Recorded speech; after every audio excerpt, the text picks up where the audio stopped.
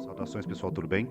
Hoje eu decidi trazer para vocês uma entrevista que eu vi 10 anos atrás sobre o caso Bebedouro. E essa entrevista ela foi dada pelo protagonista, que era o soldado José Antônio, e ele foi abduzido durante uma pescaria que ele fazia próximo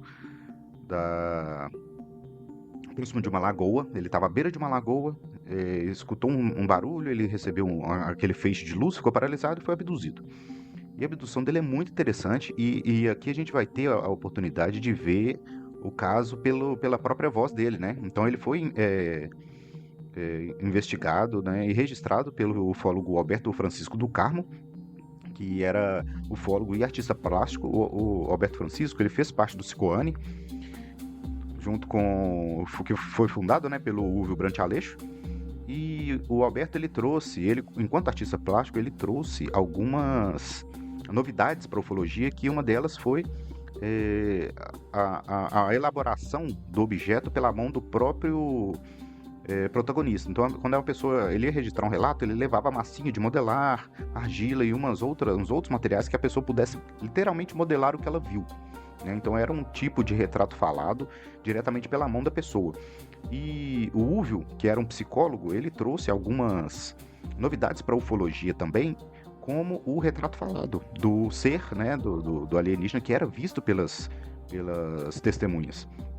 Então os dois, né, fizeram uma dobradinha assim, ali em meados dos anos 60, que foi de grande enriquecimento para a ufologia, para a gente chegar onde a gente chegou hoje. Esses expoentes tiveram que trazer, né, a sua capacidade técnica, as suas habilidades, né, da área de formação de cada um, para enriquecer a nossa ufologia brasileira, tá? Então, sem mais delongas, eu vou deixar aqui o episódio de hoje, né? O Alberto, ele faz a condução ali da investigação. É legal para vocês verem também como que é feita uma interrogação de um entrevistado, né? Como que você consegue fazer um questionário, digamos assim, para levantar os dados daquela abdução, daquele relato da pessoa, como forma de conversa, sempre ser uma coisa arbitrária e forçosa, como a gente infelizmente vê em muitos núcleos de ufologia por aí, tá? Que eles praticamente obrigam a pessoa a depor, ameaçam. Isso não se faz, tá? Com ser humano nenhum, e muito menos com uma pessoa que passou por uma situação fragilizada, né? E ela tem medo ou vergonha de relatar o que ela viu, tá? Então, é uma aula de como se entrevista uma pessoa, de como se trata uma pessoa que passou por uma situação traumática, e eu achei interessante justamente por isso trazer esse episódio, tá? Então, gostaria de agradecer mais uma vez a audiência, muito obrigado pelos comentários. Queria agradecer principalmente os comentários do último episódio, dos Mistérios nos Céus de Lavras, né, que foi o episódio 75. O usuário com o nome de Celulândia comentou: muito bom, não conhecia esse caso. O Celulândia, muito obrigado pelo comentário, tá? Cris Gardano, grande abraço, meu amigo. Comenta, né? Que belo relato contado com maestria pelo Morgan. Nessa época, o povo tinha a repressão, né, do exército, apesar de ser em plena ditadura. Então, o relato ainda veio. Então, Cris, muito obrigado, cara. E imagina, maestria nada. Tô aqui aprendendo um episódio cada vez, a cada dia. Obrigadão. Meu amigo Vinícius Martins, Vini, do podcast O Contato, ele comenta: caso interessante, não conhecia. Um outro caso que temos com nave ficando em pé é o avistamento do Coronel Holanda na Operação Prato. Parabéns, meu calo, pelo episódio. Pô, Vini, brigadão, cara. Realmente, do caso do Coronel Holanda, né, aquele OVNI de mais de 100 metros, né, que ele observou em primeira mão. Então, realmente, tem um outro perfil de OVNI aí, com esse comportamento, que até então não estava sendo linkado, né, as coisas não estavam sendo devidamente conectadas. Mas, realmente, e se a gente pesquisar mais um pouquinho, eu acredito que a gente consegue encontrar outros, tá? Então, Vini, muito obrigado, meu amigo, abração. O Rodrigão de Macaé. Ô, Rodrigo, muito obrigado também pela presença. Ele comenta: nessa região sul, centro-oeste de Minas, que são áreas próximas ali, né, beira de represas, tem muitos casos antigos. Ele lembra de ouvir esses casos vagamente. Obrigado pelo conteúdo. Imagina, Rodrigo. Inclusive, foi um comentário dele em uma live que eu tive a ideia de fazer essa pesquisa, tá? Então, muito obrigado, viu, Rodrigo? E o Mário César comenta também: boa noite, obrigado pelo conteúdo. Imagina, obrigado pela audiência, Mário. Valeu demais. Gente, então vamos lá. Aproveitem o episódio, tá? Aprendam o que puder.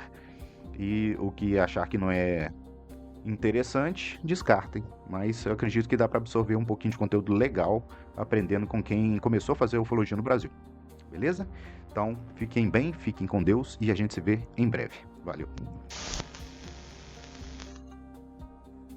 Bom, nós estamos aqui no bairro Floramar e, para nossa alegria, nós estamos reencontrando aqui um velho conhecido nosso, nosso querido José Antônio da Silva. Né? José Antônio, você sabe que nós tivemos, só que nós estamos aqui mostrando a figura do José Antônio, até uma foto muito retocada, né? Que foi feita branco e preto, né? Depois pintada à mão, né? Existe uma fotografia dessa colorida, mas agora a gente não pode.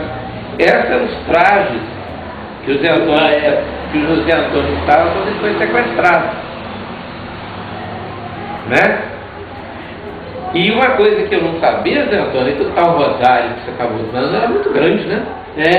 A irmã lá onde nós estávamos, me deu, então você fazia uso, até sumiu.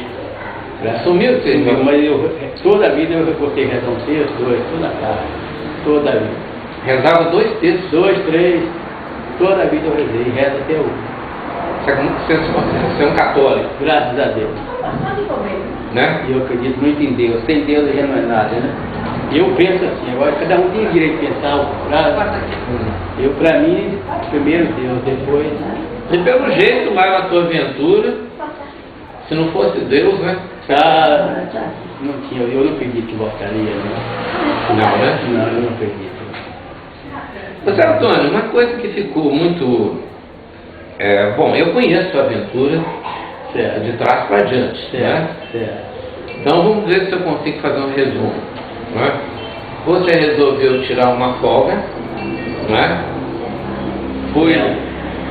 Foi lá para aquele poço, né? Na verdade é um poço, né? Fidalgo. Alagoas de Itateus. Pertinho do sítio do Coronel Aristides, não foi? Isso mesmo. Exatamente? Ainda tem lá até hoje, Alagoas. E seria assim de tarde, né? Foi à tarde. Uma tarde de domingo. Você não chegou a armar a barraca? Eu cheguei lá, foi sábado, né? Já estava arrumando para vir embora. Ah, você já estava arrumando para vir embora? Eu cheguei lá sábado e eu vim embora à tarde. Ia. Eu vim, mas foi para outro lugar, né? Foi para outro lugar. Eu não vinha, fui. Mas você não ia? Você ainda se lembra dos primeiros instantes da visão deles? Quer dizer, que você viu, né? Não, primeiro, pelo que eu sei, você escutou, acho que uma zoeirinha no capim, capim na valha. Uma zoeirinha pro lado da estrada, né? Zoeirinha pro lado da estrada. Logo que eu virei e olhei, eu vi aquele baixinho. Aí, quer dizer, assustei, mas não tinha onde sair. Porque na minha frente só tinha água na lagoa. Prestou jeito, eu corri, não tinha se eu corresse, eu corri pro ladeiro. Aí estava cercado. Estava cercado. Aí eu fiquei quieto, logo que eu virei assim, pra ele, vi um raio de luz, a minha perna pegou tudo ligado, endureceu, veio ao chão. Você se lembra até hoje da sensação do formigamento? Como é que era? Era parecido com alguma coisa que você um dia viesse a ter? Mas quando eu adormento assim, né? Parecido com uma cãibra? Uma cãibra muito forte, aí depois ficou dormindo, aí aqui pra baixo, aí foi que eu tinha cortado. Aí pra baixo não senti mais dor, não. Só doei pra cima. Mesmo quando uma cama, um formigamento muito forte. Igual dá até hoje, minha vez a pressão também alta, dá até hoje. É parecido com... só que é mais forte. Mas naquela época você não tinha isso? Não. Você tinha quantos anos, mais ou menos? 24 anos. Eu tô com 62. Então na época não tinha aquilo, não. Era normal, tranquilo. Inclusive a perna ficou mais curta, não sei se é através disso, 4 centímetros. Ficou mais curta, 4 centímetros? A perna mais curta, 4 centímetros, e não era, né? Eu não sei se é através disso, o que é, mas não era mais curta, inclusive. Eu fiz ela era normal, de 3 para 9, eu fiz era normal, de 9 para 12 para me regajar, o médico constatou que ela estava mais curta, 4 centímetros, e ela não era mais curta. Agora, através de que, eu não sei que ela ficou mais curta. Ela é mais curta 4 centímetros. Quer dizer, a vez, não sei se é através daquela luz do fumegamento, mas ela ficou mais curta e mais fina. Quando eu fico em pé, fica assim, até mais. Quer dizer que quando você vai ficar de pé, você não pode firmar nos 2 pés sem ficar torto. Não consigo, não. Inclusive, se eu andar, eu posso andar o dia inteiro, mas parado, ou deitado, ou sentado. Eu prefiro ficar deitado ou andando. Eu não aguento ficar em pé parado. Porque é muito, eu sinto mais cansado. Agora andar, eu posso andar o dia inteiro, não atrapalha nada, não. Eu gosto ou deitado ou sentado. Eu deitado ou andando. Sentado, eu não gosto de ficar muito sentado, não. Qual que é a perna mais atingida? É a esquerda. A esquerda. Se eu comer ficar em pé, eu fico com as pernas mais abertas para equilibrar o peso. Eu quer dizer, se a entrevista aquilo, eu não sei, mas quer dizer, não era, mas prova que eu fiz. Agora, exame, quando fui fazer de 9 para 12, começa. O que é de 9 para 12? Que quando a gente está na polícia, você faz exame para entrar na polícia, quando faz 3 anos, você faz de novo todos os exames, para 6, e de 6 você vai fazer para 9, de 9 você vai fazer para 12 anos. Quer dizer, com isso os caras estão normal. Depois foi fazer, ela, por causa era mais curta, se ela era mais curta, ela foi eu aqui, que eu não tinha mais curta. E ela não era mais curta mesmo. Quer dizer que você ficou com uma sequelazinha. Fiquei, a sequela tem no cabelo. E até hoje comigo. Este lado também, que é a esquerda, eu sinto sempre uma dormência aqui. Tem dia que eu fico até assim. E foi depois do... Foi depois, antes eu não tinha também. Mas eu não ligo com isso, não. Porque tá bom demais. Mas constata que tem. Tem, e não tinha. E é só desse lado também. Outra coisa, Zé, naturalmente sua história, eu vou fazer uma espécie tipo do fim pro princípio, porque tem umas coisas que eu fiquei sabendo, e uma das coisas foi que te aposentaram em razão disso. Quer dizer, que as minhas pernas estavam mais curtas, eles iam me aposentar com 10 anos só. Eu não aceitei, que não podia aceitar, quer dizer, eu era normal, porque eu ia assinar uma aposentadoria de 10 dias no mês. Aí não quis assinar. Aí depois o coronel falou, mas não tem jeito de arrumar a aposentadoria e entregar para você. Eu falei, se tem ou não tem, eu continuo trabalhando, eu não estou pedindo para aposentar. Se não está querendo me aposentar, eu sei. Aí, você não tem questão de trabalhar, então eu falei, se eu não tenho, então você se vira. Eu pelo menos, fico aqui trabalhando, agora se você dá que não tem carro, você não pode trabalhar, tal. Mas por que eles diziam que você não podia trabalhar? Porque no quartel você embola muitas coisas, depois quando você esquece, todo mundo fica perguntando as coisas, eu falei, eu não sou culpado. Agora, quer dizer, eu não vou assinar, inclusive fizeram a aposentadoria com 10 dias, quando fui assinar aqui, eu olhei e falei, não, eu vou assinar isso não. Como eu vou assinar? Porque eu só ganho 30 dias no mês, não está dando para minha despesa. Como é que eu vou ganhar 10 dias, vai dar? Ele, o coronel Sérgio era muito amigo meu, eu falei, não, vamos ver isso aí. Aí, você não vai fazer, eu vou assinar não, para quê? Eu não vou assinar 10 dias, não, pois 30 dias não dá. Eu falei, não, só tem jeito de entregar para você. Se aposentar você como doido, eu falei, que aposento como doido? Se vocês acham que eu estou doido, então vocês fazem o melhor. Quer dizer que isso te acarretou um preconceito? Acarretou, prova, tanto que aqui fez a aposentadoria com 10 dias, eu não quis assinar. Então me acarretou isso aí, mas eu não me preocupo com isso, não. Quem foram as pessoas que te pressionaram, vamos dizer assim, claramente, te pressionaram para você ser aposentado? Lá na JMS, lá no Hospital Militar. O que é JMS? Lá onde a gente faz exame. Junta Militar de Saúde? Então eu falei, não, eu não vou assinar não, porque isso aí não resolve meu problema, não. Aí o coronel falou, não, calma, Zé Antônio, vamos arrumar um jeito. Eu falei, não, até o coronel Sérgio, é muito amigo meu. Eu falei, não. Eu fico trabalhar, mas não aposentar. Com 10 dias, o que eu vou fazer com 10 dias no mês? Se eu ganhava a comparação aí, R$600, eu ia ganhar 200. Comparação. Então eu falei, isso não resolve meu problema, tem meus irmãos para cuidar, tem minha obrigação, então quer dizer, vai piorar mais meu problema. Você era casado? Eu era solteiro, mas eu tinha meus irmãos que cuidavam junto para mim. Era 11 irmãos. 11 irmãos? 11 irmãos. Então, como é que, se eu trabalhava dia e noite lá, nas horas de folga eu furava a cisterna, aqui ó, a prova tem uma lata da minha boca, e cisterna para gerar o dinheiro, e os 30 dias. Se eu aposentasse com 10 dias, o que eu ia fazer? Quer dizer que seu ofício, o bico que você fazia, como todo militar que ganha pouco, Furar cisterna. furar cisterna. Naquela época que não Era a tinha... sua especialidade. Onde não tinha outro que ganhava bem na época, como serviço pesado, mas era um serviço ganhava bem, que a gente cobrava por metro, então eu era bom para furar buraco, furar 3, 4 metros por dia. Então eu ganhava bem dinheiro, nem minha prova ali, ó, que é cunhado É meu. até hoje. Então quer dizer, Buraco, mas nós assim. eu na hora de folga eu fazia isso. Agora eu ia aposentar com 10 dias, como é que eu ia fazer? Só furar buraco não ia dar para tratar dos irmãos, não. Então na época eu fui pressionado mesmo para aposentar. Quer dizer que o caso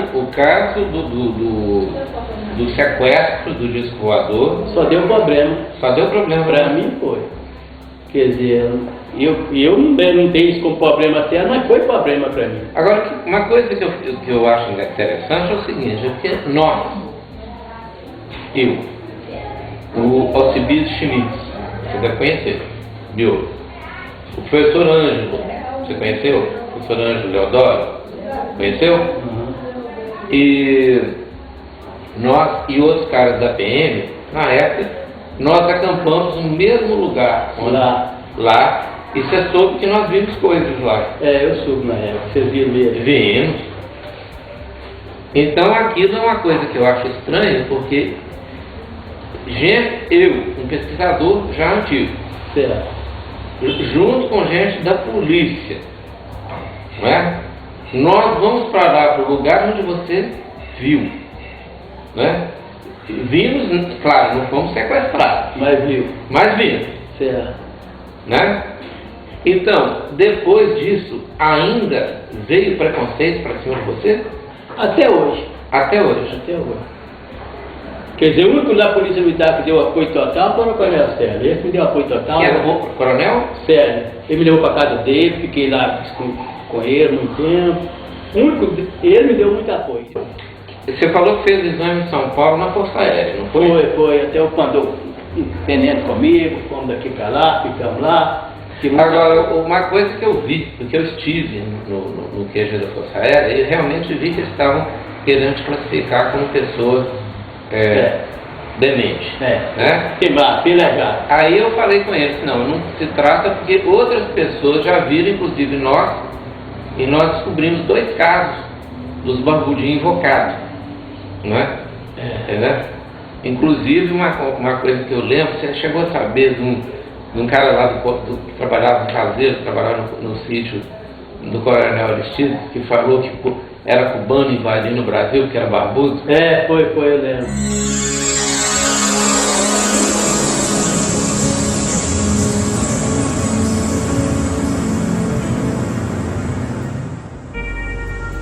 Então eles acham que eu sou um doido, mas eu sei da minha vida. Se todo mundo for doido igual eu, o Brasil está bem melhor. Já valeu a entrevista ela, não valeu? Já valeu. Hã? Já valeu. Eu, por exemplo, sou um simples soldado, aposentado, ganho micharia, mas eu vivo bem com a minha micharia, não troco o cara, o coronel que ganha muito, que não tem a vida que eu tenho. Então você casou quando? Eu casei logo uns 2 anos. 72. Quer dizer, a coisa aconteceu em 69, você casou em 72. Quase uns 3 anos. É uns 3 anos. 71. Isso, né? E aí foram quantos filhos? 6 filhos, 5 homens e uma moça. Todos normais. Graças a Deus. Eles têm a vida igual esse papai da mãe, diz que tem um negócio no sangue dele que eu tenho. Isso não importa, não. Isso aí o sangue não importa, não. Mas o que é isso? Mas disse que eu tomei um líquido lá verde amargo, o médico meu lá de São Paulo falou que aquele líquido está no meu sangue, não era reconhecido aqui. Então uma vez o saiu com meio sangue mesmo com uma coisinha. Espera aí, essa eu não sabia desse detalhe não. Os médicos de São Paulo detectavam que eu tinha um produto no meu sangue que não era reconhecido. Às vezes é aquele líquido verde amargo que eu tomei lá. Quer dizer, como é que o outro lá em São Paulo, esses marcas tá doido. Eu falei, é muito simples. Vamos lá onde é que o aparelho me largou. Quando eu voltei assim, tinha uma égua castanha da orelha quebrada com uma podinha. Na beirada do riacho. Uma égua castanha com uma podinha. Quem é podinha? Filha da égua. Potrinha? Igual, vamos lá a égua lá. E se fosse mentira e for doido, o doido ia saber daquilo lá de Vitória? Claro que não. E eu ia saber que tinha essa égua lá no bar, onde eu acendi o fogo, que eu fui ter os peixes para comer. Então esse cara, aí quando foi em Vitória, que eles contatou, esse cara meio cabreiro comigo, que viu que não era mentira. Eles foram com você lá? Foram, que não tinha outra saída, que disse que eu estava doido, que eu não sei o que tem. Eu falei, não, é muito simples, eu sou um doido que sei ir lá. Aqui no quilômetro 32. 32. Foi eu, um doido. 32, isso mesmo. Foi um doido que sabe onde é que ficou, onde é que fez. O pai tem uma égua da castanha das duas, orelha quebrada com uma cordinha. Vamos lá, ué.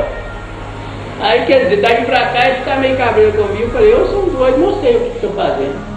Ah, mas então, eles ficaram meio um doido que sabe. Eu falei, e outro, onde eu parei para pegar o trem, o cara me deu as laranjas, eu casquei e chupei lá, pombar no cara.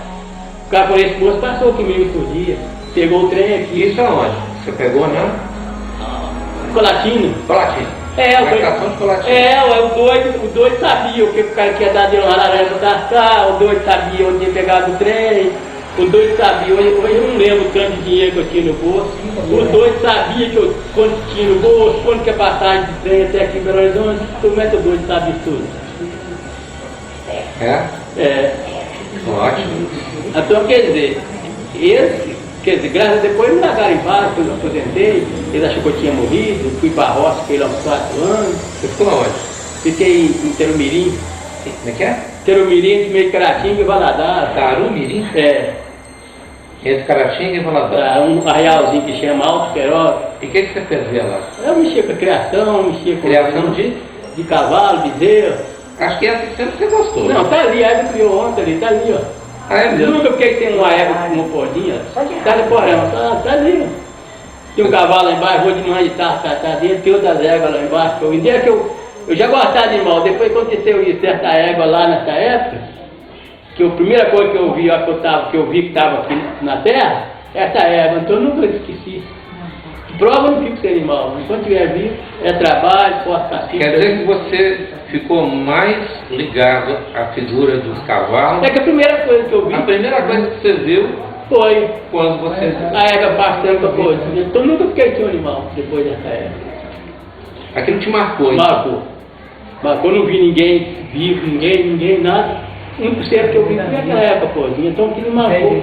Agora eu queria te falar uma coisa. Vamos voltar. Hoje eu tô pegando detalhes do Bifu.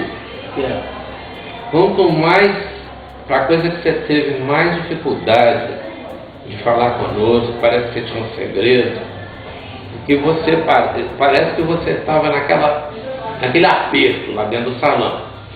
Os 4 cadáveres mortos em cima do lado esquerdo. Não é? Como é que era a história?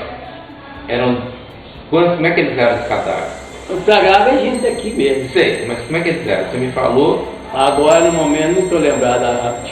Eu acho que tinha um moreno e um preto.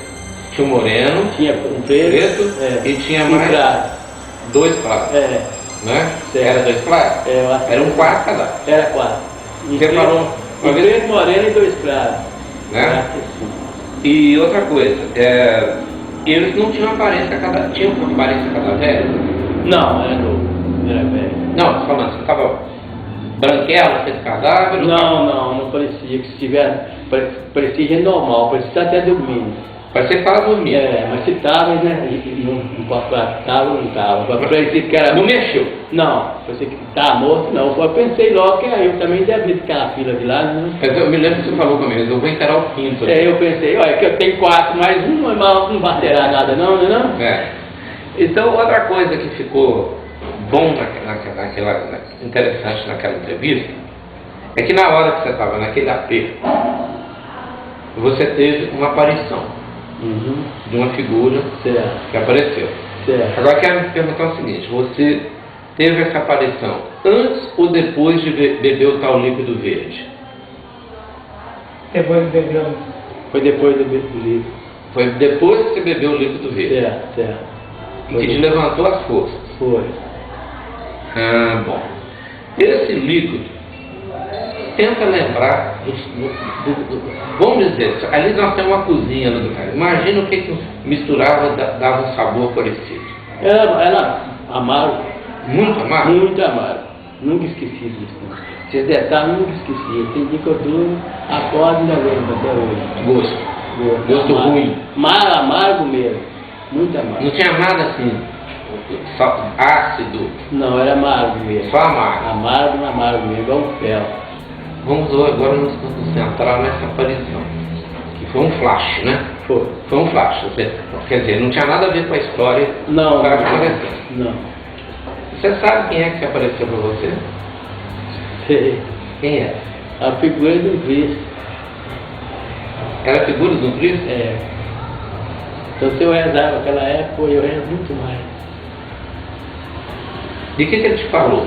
Podia ficar tranquilo, que eu não ia fazer nada de graça. Eu estou voltando, eu tranquilo. Quer dizer que hoje, que na época você não quis falar de jeito nenhum. Não, mas a verdade é essa. Então na época eu já tinha acreditado em Deus, aí pra cá, retrobou. Quer dizer, eu devia a vida a Deus uma vez, aí peguei para dever mais 2 ou 3. No meu que eu penso até hoje é isso. Eu até comparo essa informação.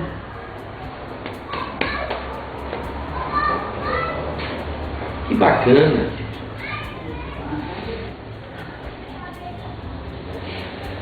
Quer dizer que Cristo te visitou lá. E como é que ele te falou? O que mais? O que mais que ele te Eu falou? podia ficar tranquilo, que eu não ia ficar lá não, que eu ia voltar. Daí pra cá eles começaram a andar pra lá pra cá. Mas uma vez você me falou que ele tinha falado alguma coisa do seu casamento, que ele previu alguma coisa. Não, porque eu ia voltar, ia ter muitas filhas, eu ia voltar, que tinha muita coisa para fazer aqui.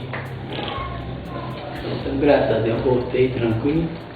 Então, o que eu dou valor à vida? Para mim, eu nasci de novo. Que eu não pensaria que eu voltaria aqui mais, não. E ele desapareceu?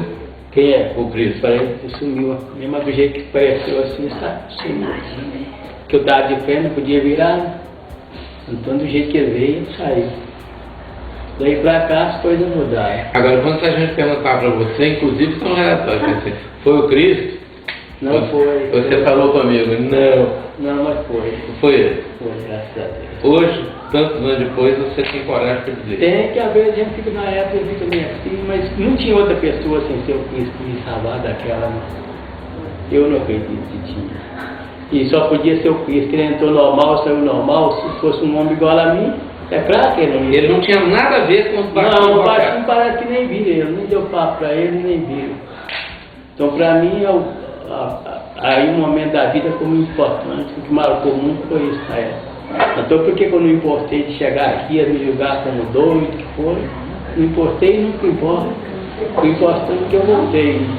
E do que dizer, na hora de fazer a pressão, eles faziam isso de mim. Como é que na hora de lá não tinha ninguém para me socorrer?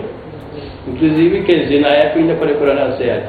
Eu cheguei lá, aconteceu, o ônibus lá perto do Latino, eu vim a pé aquele tanto, com as pernas duras. Comprei a passagem, ninguém mexeu comigo. Quando chego aqui na cidade, a própria polícia me prendeu. Quer dizer, rodei, eu cheguei em casa, eu achei que estava em casa, que aí começou o sofrimento. Então, quer dizer, na hora que eu precisava da proteção, ninguém poderia, na hora de me bater, todo mundo quer bater. Eu na época não fica meio assim, revoltado. Bater de você? Não, que pegou assim, achou que era vagabundo, né, com aquela comerciante de peças, ele achou que era filho roubado, né? Me trataram como se fosse um ladrão. Aí eu falei, não sou ladrão não, tal. Eu comecei uns pais comigo, aí eles me levou lá no que prender, eu falei, não, só você quer saber quem eu sou? Liga pro Coronel Sérgio e pergunta quem é que é, que ele já está me procurando, que eu trabalho com ele. E qual a sensação que você teve quando soube que tinha passado mais de acho que 4 ou 5 dias, né? É umas 100 e poucas horas, 100 e poucas horas, você não tinha ideia. Não, a hora que eu voltei assim lá, eu não sabia nem dia, nem mês, nem hora, não. Depois, quando eu cheguei na estrada, que eu roupei uma tagal, que eu cheguei na estrada, que vi um moço com enxada na capuz, e eu perguntei que dia que é, que ele falou comigo que era sexta-feira, me pegava domingo. Aí que eu falei, uai, então o negócio que aconteceu comigo tantos dias assim, eu não sabia nem dia, hora não, que depois me pegaram aqui, na tarde, dentro do aparelho, lá na sala, só via no binoite era só claro, né? Para mim eu não sabia. A outra coisa que você falou comigo, uma coisa que eu queria deixar isso muito claro. O aparelho levantou o voo, você sentiu levantar. Como é que a pessoa está no elevador? É. Depois parece que ele inclinou. Parece que inclinou um pouco. Né? Subiu, depois parece que inclinou. E aí disparou. Ah não, aí subiu, inclinou e subiu um pouco e parou. Parou que eles pegaram e me tiraram me vedaram as vistas para sair do aparelho, quer dizer, eu não sei como, por quê. Aí me arrastou um pouco, aí quando me largou, que eu bati sentado, que atiraram desavedaram a vista, estava no salão grande. Esse não. Aquele salão que eu desenhei, tá bom? Tá bom. Eu sou deslocador? É. Tá bom. Um salão grande, não era igual aqui, está confortável no macio, era duro. Era duro. Era um banquinho duro. Duro, o banquinho. Uma coisa que chamou a atenção minha é aquela história que eles ficaram apavorados com a figura do Cristo lá. Não, depois que saiu. Eles foram mexendo no texto? Fui olhar o Deus, me arrebentou até o crucifixo, ficou com ele por lá. Que viu que aí depois disso ficaram apavorados. Que coisa, e o texto que eu estou vendo era um texto grandão, né? Era um texto daquele de mancaridade que usava, a irmã que deu lá na nossa comunidade, trabalhava lá e toda tarde, 6 horas, fazia rezar o texto da capela. E eu ia, todo dia eu ia também rezar, toda tarde, 6 horas, eu ia a frase. Ele me chamava inclusive na nossa comunidade até de Santinho, os outros colegas, a nossa Santinha vai rezar, Santinho das irmãs, Santinho do capelão. Por acaso a gente achou até um negócio que eles não tinha planejado isso, né? Mas achei uma coisa que dá muita comparação. Então você me disse, quando eu desenhei, que a boca tinha que ser consertada. É isso mesmo. Você confirma que a boca tinha um aspecto parecido de vagina? De vagina. Certo. Então, quer dizer, ela era fácil de encaixar nesse copo que eles usam lá. Aquele copo que eles usam lá. Aqui é ruim para usar. Pra você foi ruim, né? Que você, aqui, não dá. Né? Quer dizer que a tal língua deles, como é que fazia, assim, que você sentia? As palavras, uns roncos, umas coisas... nem língua dá pra ver deles, não. Fala, só mexia. Fala. Não dá pra ver. Se tinha língua, não dá pra ver. Né? Outra coisa também interessante é o seguinte, você não viu nenhum sinal de ser de dois sexos, quer dizer, ter os homens e ter mulher? Não, lá dentro não tinha, mas igual você chega aqui hoje, você vai num quartel de polícia, hoje já tem polícia feminina, naquela época não tinha, né? Você chega no quartel, você não via figura feminina, hoje já tem, naquela época. Mas aquele mundo ali era um mundo de homem barbudo, só tinha um barbudo. Barbudo, não tinha, só até a mulher barbada. E tudo, só tinha um barbudo, quer dizer, prova não tinha nem novinho, né, que todo era barbudo. Não tinha nenhum também com aspecto de velho? Mas... Não, velho, tinha oferecido mais velho, mas velho, não tinha nenhum, não.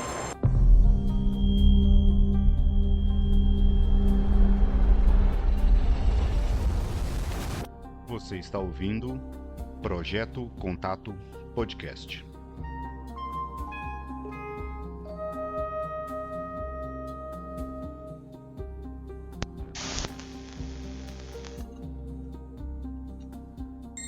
A única coisa que ele notou que parece que esse tal de Libre, ele fez uma espécie de uma conferência cujo tema devia ser a Terra, onde ele, um terrestre vivo, era a atração principal. Aí ele olhou para a esquerda e viu, isso está muito bem desenhado, uma espécie de mural que não era fotografado, era bem desenhado, arte acadêmica. Ali você tinha espécies de animais, tinha macaco, algo parecendo onça, o tigre, o leopardo, elefante. Tinha muita coisa da África. Tinha um caminhão de frente avançada, como daqueles antigamente, mas ele não conseguiu, e um carro que lembrava o nosso antigo gordinho, mas não era o gordinho. Certo?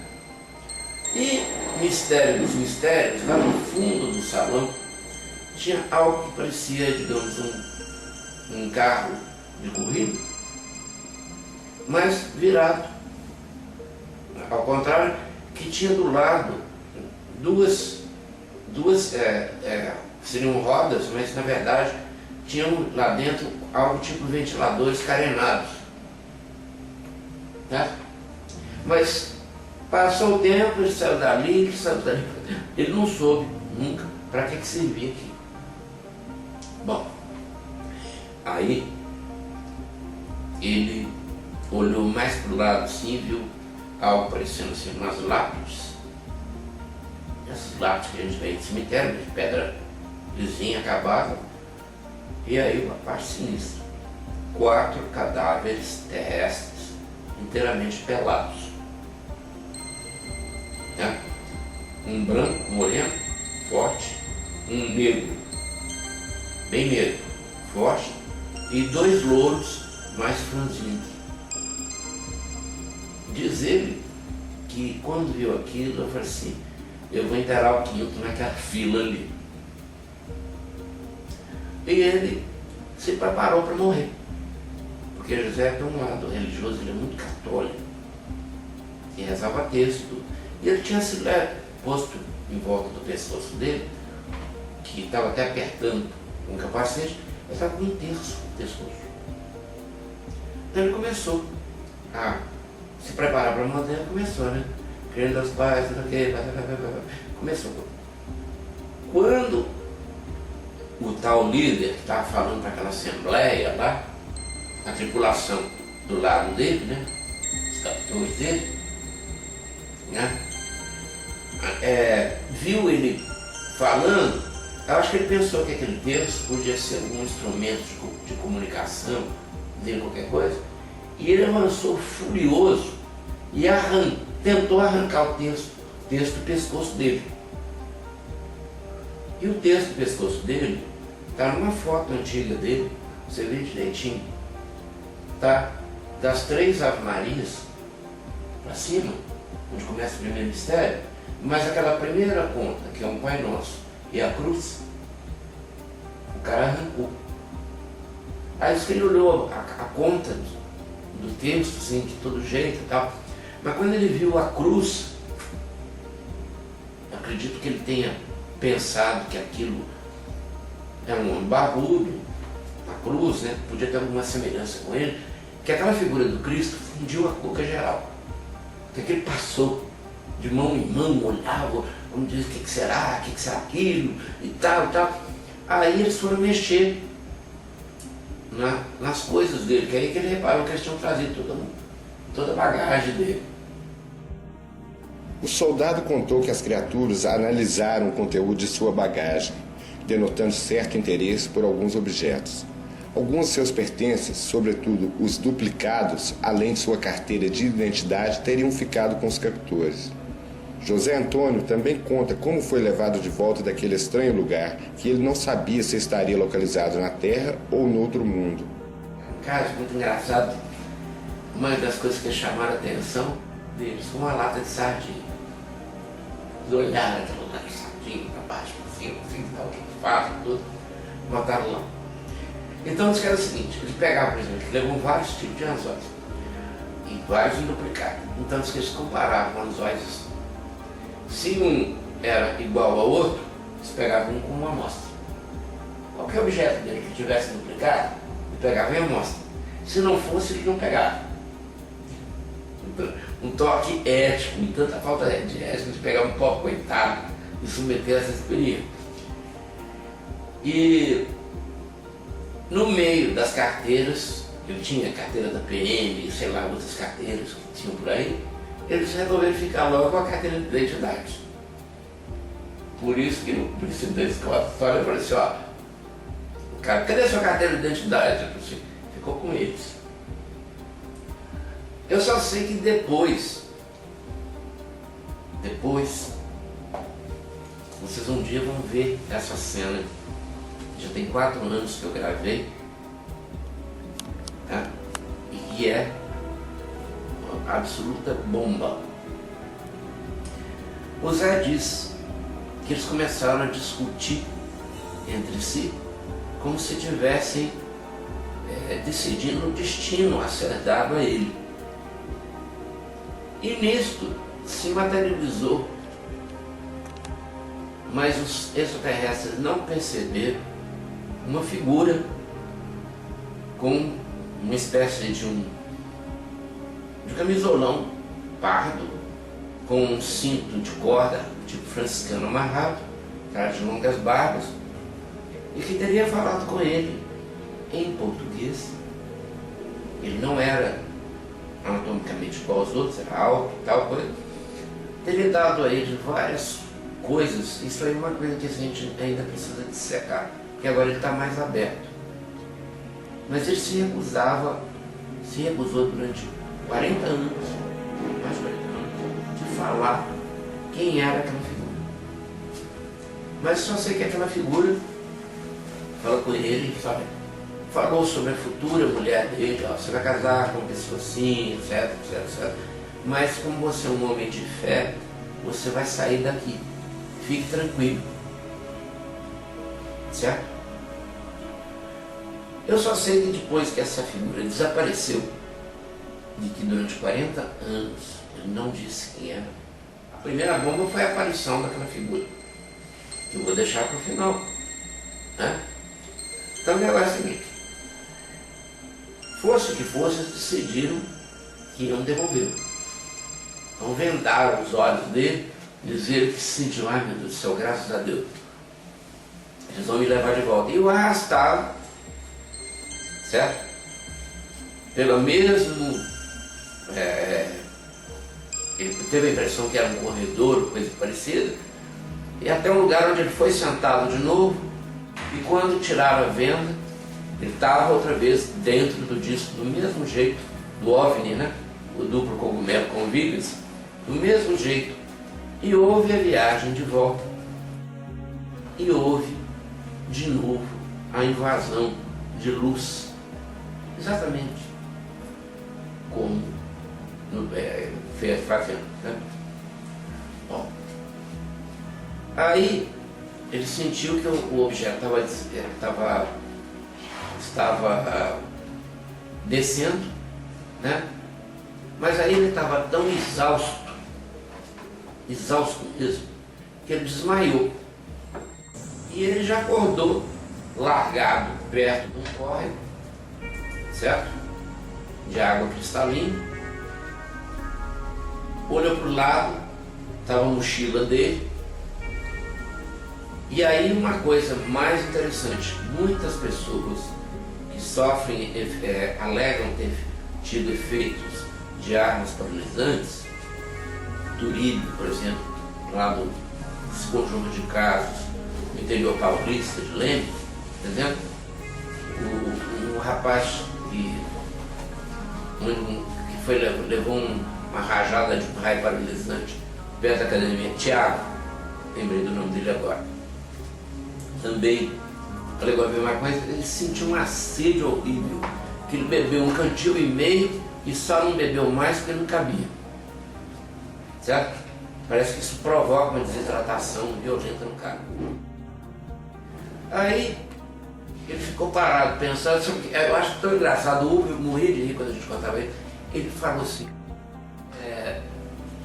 e aí o que você fez, Antônio? Eu resolvi pescar um pouquinho. Sabe? Mas aí ele viu que ele estava num lugar bem diferente de Fidalgo, né? E perguntou.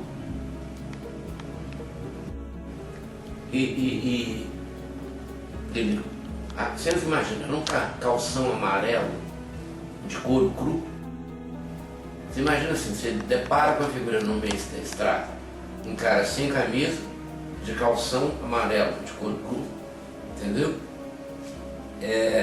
Uma touca de meia na cabeça, barbado, certo?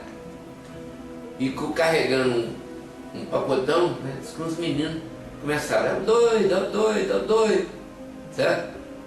Aí isso que ele parou e resolveu, assim, menino, que dia que é hoje? Aonde é que eu estou? Ele falou assim, olha, pra lá é Vitória, pra lá 32 quilômetros Não, ele estava a 32 quilômetros de Vitória. E a estrada ia para Colatina. Aí ele foi caminhando, carregando aqueles trajes dele, olhou a carteira, viu que tinha dinheiro, eles não tinham pai. Eles apanharam, acho que uma nota qualquer dele lá, entre as notas de dinheiro, com uma amostra também, que era mais de uma, né? Então ele chegou a uma estação, tomou o trem de volta, né?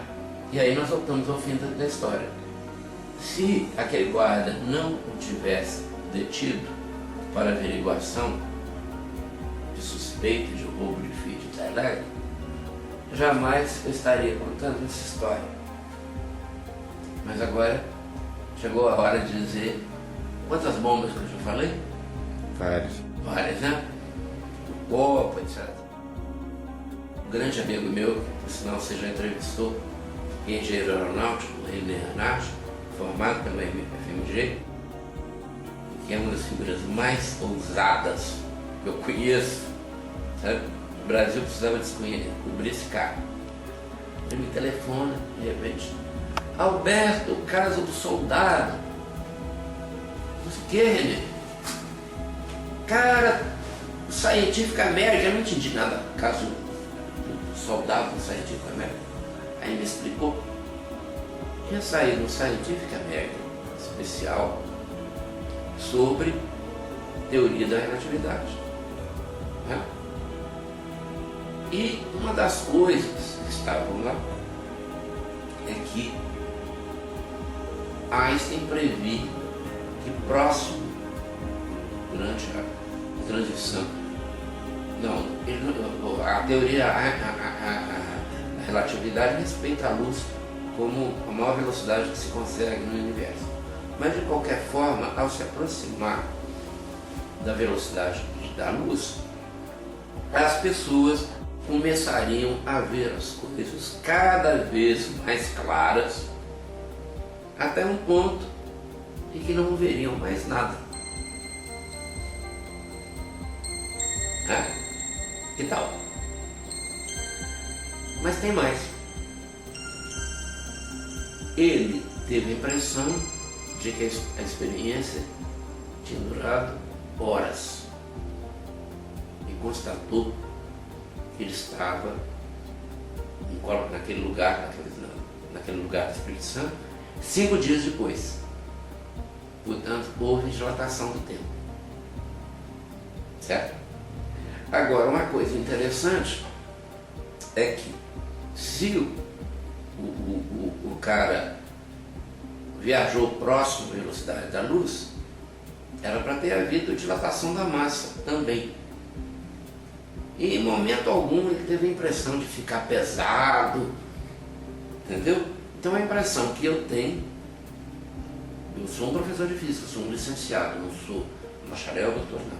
Mas fica aí uma coisinha para vocês aí, é o seguinte: por que ele não sentiu nada que parecesse dilatação de massa quando houve dilatação do tempo e houve essa questão de ver as coisas claras a ponto de dizer que parecia que a gente estava viajando dentro de um fogo que não queimava? Um pouco antes, uma turma da PM, e a gente foi lá, não era tão assim, mas tinha gente assim, parece que até um auxiliar, um ex-auxiliar do governador Lauro Natel, estava nessa turma. Eles levaram uma câmera de 16mm ou de 8mm com um filme Dia Direct de 100 aço, e eles foram lá para Fidalgo, para o mesmo lugar, porque souberam que estava aparecendo alguma coisa. Eu não estava lá nem nem nada, mas voltaram petrificados, porque eles viram o Ângelo Leodoro dos Santos, pode confirmar essa história, mas acho que ele e um caro amigo que hoje é médico e aposentado, Alcibiades Schmitz de Castro, tá? Acho que estava também junto. Então é o seguinte, lá pelas tantas, eles tiraram assim, cenas do lugar, a lagoa do sumidouro, que está um pouquinho para lá e tal, aquela experiência inicial com a câmera, mas lá pelas tantas apareceu uma coisa do tamanho da lua cheia, entendeu? E eles nervosamente conseguiram fixar esse filme. Eu tive o privilégio de ver esse filme. E várias pessoas ficou no Louvre, o Eras, todo mundo viu. Só que esse filme tá por aí. Eu não sei, que ninguém sabe, mas que foi registrado. Mas, pela segunda vez da minha vida, eu teria uma experiência. É que, algum tempo depois, esse grupo e mais uma série de pessoas, inclusive eu não me lembro se era coronel ou acho que era capitão Egídio Benício, já faleceu, o Ladislau Procópio, que era fotógrafo da polícia militar, da polícia técnica, né? Que era tcheco, né? Naturalizado brasileiro, o biólogo Alcide Schmitz e outros. Nós fomos acampar lá. E eles estavam assim, sabe aquela de curtir a coisa, não estavam. O Ângelo e o biólogo, daqui até o acampamento, os dois brincavam, e eu, naquela minha atitude, eu então entrei numa, disse, gente, a gente tem que se concentrar. Porque se aparece uma coisa diferente, você está aí brincando, né? Você vai pegar. E isso teve um prêmio, mas logo em seguida uma decepção. É que nós ficamos ali e dividimos o céu usando um processo que é usado na aeronáutica. 12 horas à frente, 6 horas atrás. Então a turma se postou mais ou menos assim, em forma circular, assim, luz a tantas horas, todo mundo olhava para lá. Nós começamos a ser paquerados, como eu sei, por pontos luminosos. E eles vinham em intervalos mais ou menos de uns 10 minutos. No princípio, nós pensamos que eram meteoritos. Mas de repente, aqueles meteoritos começaram a ficar frequentes demais. E teve uma hora que um meteorito parou, veio o outro e os dois seguiram juntos. Então não era meteorito. E eu estava começando a experiência mais fantástica da minha vida. Bom, passava para cá, passava para lá. E eu com a máquina carregada com filme Fujichrome de 100 asas. Certo? Mas eu nem me atrevi porque estava pequeno demais, o negócio passava com uma velocidade espantosa. Aparece se deslocando majestosamente no horizonte algo com o brilho da estrela Vênus. Mas de repente a estrela Vênus, né, que o pessoal gosta de falar muito que é Vênus, ela soltou um filhotinho. E esse filhotinho veio nos paquerar. Esse filhotinho veio nos paquerar. Aí me deu na cabeça, eu não sei onde eu tinha lido isso, que uma das formas de se comunicar com outras inteligências seria através da matemática. Porque certas constantes, para nós, seriam também conhecidas por eles. Aí eu pensei assim, quadrados, 1, 4, 9, 12, não, fica complicado. Aí eu pensei no pi, né? Então eu peguei um lanternão grande, apontei para cima e usando pisca-pisca, né? Eu fiz 1, 2, 3, 1, 2, 3, 4, 1, 2, 3, 4, 5, 6. O objeto tinha parado bem no zênite. Quando eu dei a segunda ou terceira piscada com os números pi, né? Eu torci para eles perceberem que tinha uma vírgula depois do 3, como é que ia colocar, não faz 3. Ai, o negócio começou a fazer um círculo perfeito. em cima da gente. Aí eu sinalizei aleatoriamente. Mostrei, aí a resposta foi como quem diz, não entendi. Então eles fizeram pirueta maluca, como quem diz, não estou entendendo. Aí eu fiz de novo. 3, 1, 4, 1, 6. E ele voltou a fazer assim. Infelizmente, eu não sei porquê, isso não foi divulgado. O optou por divulgar isso. Mas agora estou contando para você, porque eu achei uma cópia do relatório original, eu digitalizei e tenho mandado para pessoas. Mas, gente, é a hora que a gente arrepia todos os cabelos e quer aqueles também.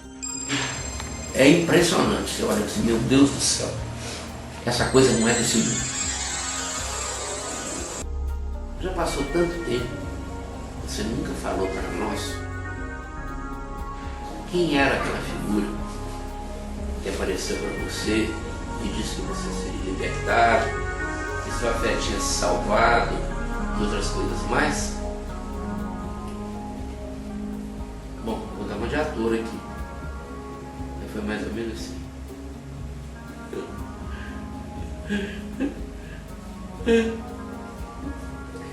Eu até choro de lembrar. Mas foi o Cristo que apareceu para mim. E a família dele não sabia de nada não. Todo mundo em volta, esposa, filhos, cunhados que tinham vindo dele.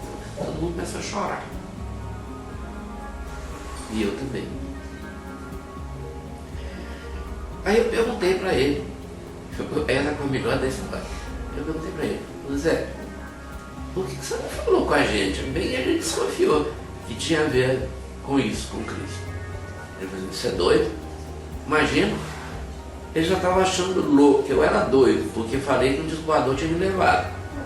Se eu falasse que além do disco voador me levar, né? Eu também tinha visto Jesus Cristo, aí eles me internavam, sabe? Eles aí me internavam. Gente, né? E depois a gente conversou muita coisa, inclusive eu expliquei certas coisas para ele, e essa entrevista é muito longa, sabe? Mas nenhuma das coisas que saíram aí ultimamente se compara com o que eu tenho guardado, que isso trouxe para mim uma profunda lição. Que muitas vezes um caso tem que ser acompanhado anos e anos,